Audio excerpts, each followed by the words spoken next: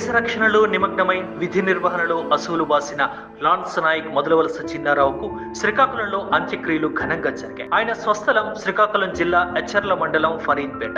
భారత సరిహద్దుల నుంచి చిన్నారావు పార్థివ దేహం జిల్లాకు చేరువ కాగా మాజీ సైనికులు, స్థానిక యువత భారీ ర్యాలీగా తరలివెళ్లి అతని పార్థివ దేహాన్ని స్వగృహానికి తీసుకొచ్చారు. దారి పొడవునా భారత్ మాతా కీ జై, చిన్నారావు అమర్ రహే అంటూ నినాదాలతో హోరెత్తించారు.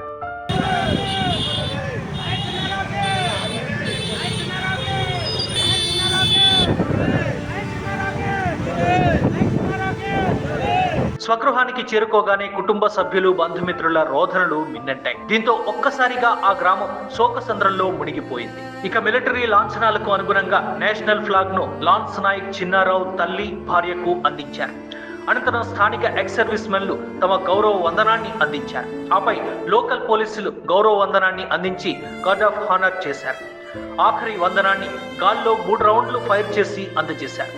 అధికారిక లాంఛనాల నడుమ సగౌరవంగా అంత్యక్రియలు జరగ్గా ఆఖరి వీడ్కోలు పలికేందుకు స్థానికులు తండోపతండాలుగా తరలివచ్చారు. ఓవైపు గ్రామ ప్రజలు తమ తోటి వ్యక్తి దేశ రక్షణకై పనిచేసినందుకు దక్కిన గౌరవాన్ని సంతోషిస్తూనే మరోవైపు చిన్న వయసులోనే ఇలా స్వర్గస్థుడైనందుకు తీవ్రంగా చింతించారు. ఓ భారత సైనికుడా, నీకు సగౌరవంగా సలాం చేస్తోంది మా విశ్వ భారత్ టీవీ.